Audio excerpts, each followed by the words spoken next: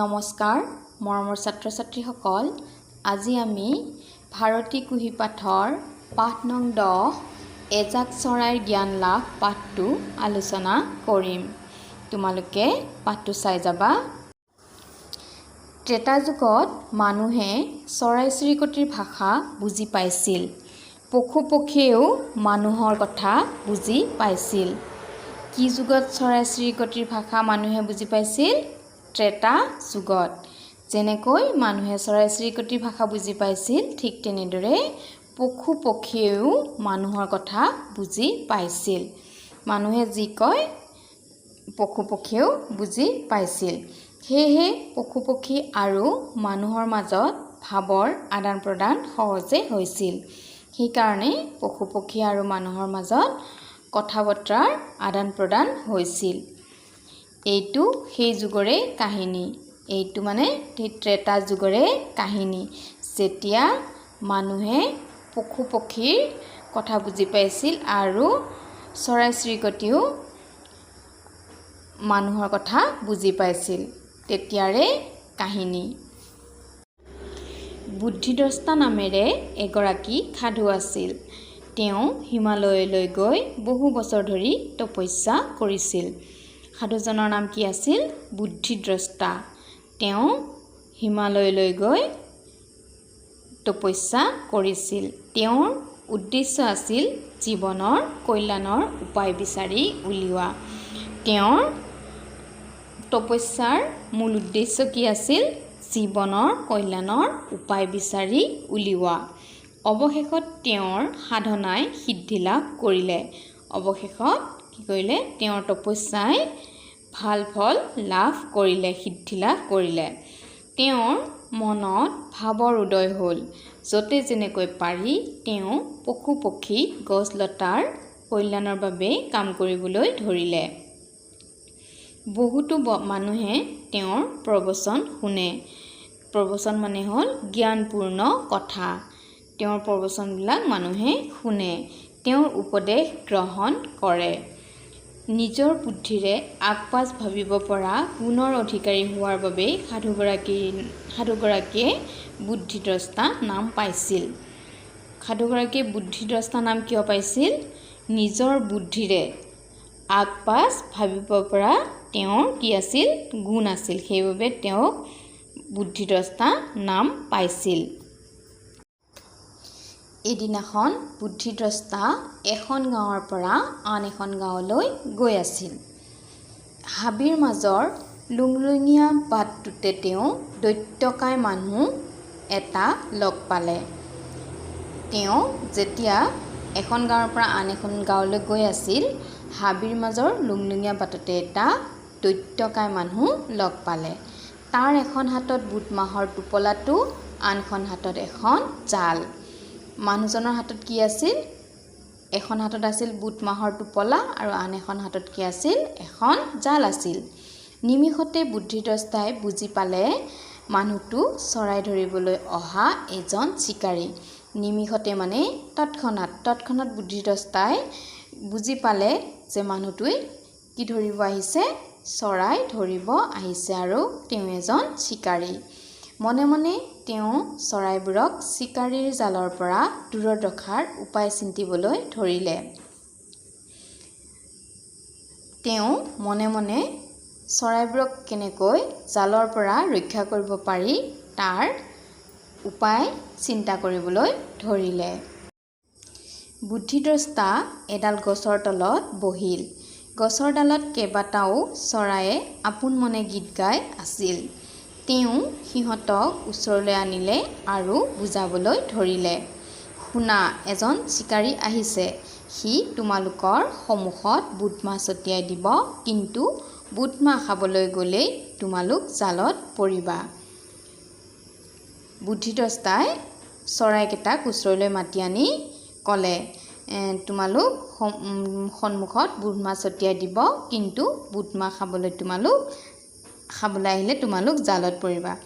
যিহেতু ত্ৰেতা যুগত মানুহে চৰাই চিৰিকটিৰ কথা বুজি পাইছিল আৰু চৰাই চিৰিকটিও মানুহৰ কথা বুজি পাইছিল।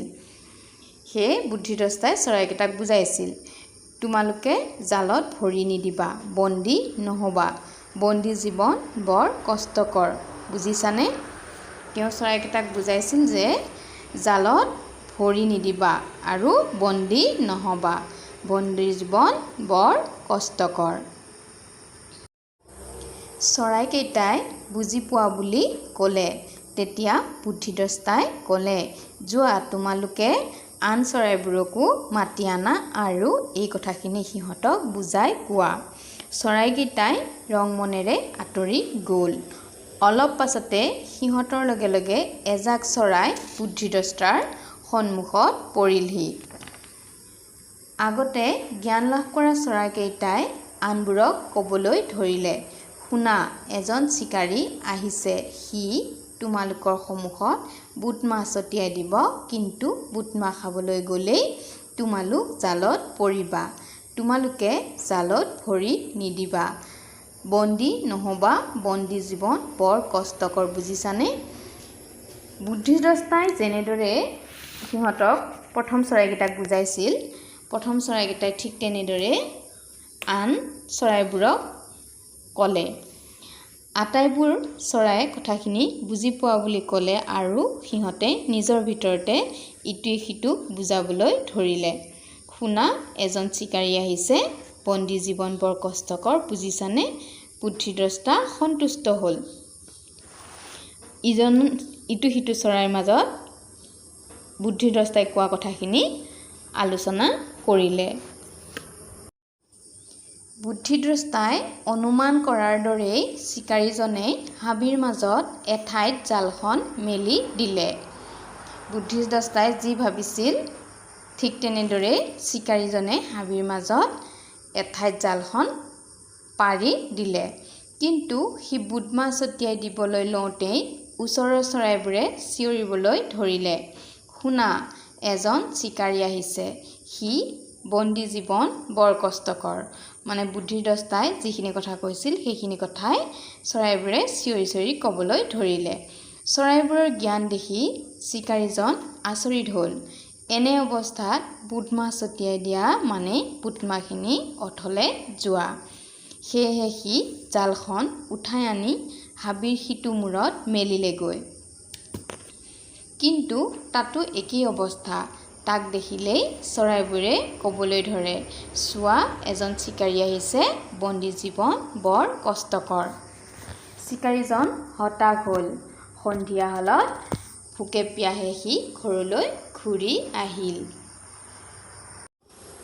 দ্বিতীয় দিনা চিকাৰীজন ওচৰৰ আন এখন হাবিলৈ গ'ল তাতো একেই অৱস্থা সি জাল মেলিবলৈকে নাপায় চৰাইবোৰে তাক দেখিলেই ক'বলৈ ধৰে শুনা এজন চিকাৰী আহিছে বন্দী জীৱন বৰ কষ্টকৰ নিৰুপায় হৈ সি সেইদিনাও ঠোঁট মুখ চেলেকি ঘূৰি আহিল যেনেকৈ প্ৰথম দিনাখন জাল নপতাকৈ ঘূৰি যাব লগা হ'ল চিকাৰীজন ঠিক তেনেদৰে দ্বিতীয় দিনাখনো জাল নপতাকৈ ঘৰলৈকে ঘূৰি যাবলগীয়া হ'ল সিফালে তাৰ ঘৰৰ চৰুৰ তললৈ জুই নোযোৱা অৱস্থা হ'ল মানে তাৰ ঘৰত কি বস্তু খোৱাৰ বস্তুৰ নাটনি হ'ল চৰুৰ তললৈ জুই নোযোৱা অৱস্থা মানে খোৱা বস্তুৰ নাটনি হ'ল তেওঁ যেতিয়া চৰাই ধৰিব নোৱাৰিলে তেওঁৰ অৱস্থা পানীত হাঁহ নচৰা অৱস্থা হ'ল তৃতীয় দিনা চিকাৰীজন পুনৰ প্ৰথম হাবিখনলৈ গ'ল প্ৰথম দিনা যিখন হাবিলৈ চিকাৰীজন গৈছিল তৃতীয় দিনাও সেই হাবিখনলৈকে গ'ল বুদ্ধিদ্ৰষ্টা গছৰ তলত য'ত বহিছিল চিকাৰীজনে তাতেই বহিল সি মনে মনে ভাবিছিল চৰাইবোৰে নিশ্চয় আগৰ কথাবোৰ পাহৰিছে অতি সন্তৰ্পণে সি জালখন মেলি দিলে সন্তৰ্পণে মানে অতি সাৱধানে চিকাৰীজনে জালখন মেলি দিলে কিন্তু তাতো সি জালখন মেলাৰ লগে লগেই চৰাইবোৰে ইটোৱে সিটোৱে ক'বলৈ ধৰিলে শুনা এজন চিকাৰী আহিছে বন্দী জীৱন বৰ কষ্টকৰ চিকাৰীজনে মূৰে কপালে হাত দিলে হে ভগৱান এনেহ'লে মই দুবেলা দুমুঠি খাম কেনেকৈ চৰাই ধৰাৰ বাহিৰে মইতো আন একো কামকে নাজানো এই বুলি চিকাৰীজনে যি হয় হওক বুলি বুট মাহখিনি ছটিয়াই দিলে। চিকাৰীজনে প্ৰথম দিনা আৰু দ্বিতীয় দিনা বুট মাহখিনি নষ্ট হ'ব বুলি ছটিয়াই দিয়া নাছিল, কিন্তু তৃতীয় দিনাখন যি হয় হ'ব বুলি তেওঁ কি কৰিলে বুট মাহ ছটিয়াই দিলে। কিন্তু কি আচৰিত, চৰাইবোৰে বুট মাহ খাবলৈ নিসংকোচে জালত ভৰি দিলেহি। চিকাৰীজনৰ আনন্দৰ সীমা নোহোৱা হ'ল। সি লাহেকৈ আটাইবোৰ চৰাইকে জালত পেলালে। গোটেইজাক চৰাই তাৰ জালত বন্দী হ'ল। চিকাৰীজনে গোটেইবোৰ চৰাই জালত পৰা দেখি খুব আনন্দ পালে আৰু বন্দী কৰি চৰাইবোৰক লৈ গ'ল।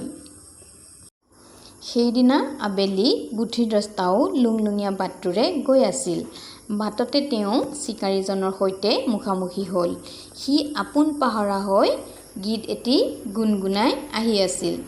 তাৰ এখন হাতত জালখন আৰু কান্ধত চৰাইৰ সজাটো।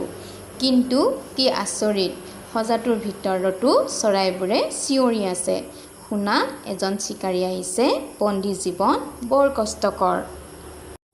বুদ্ধিদ্ৰষ্টা আচৰিত নহ'ল। তেওঁ জানে মনোযোগ নিদিয়াকৈ পাঠ আওৰোৱাসকলৰ এনে দশাই হয়।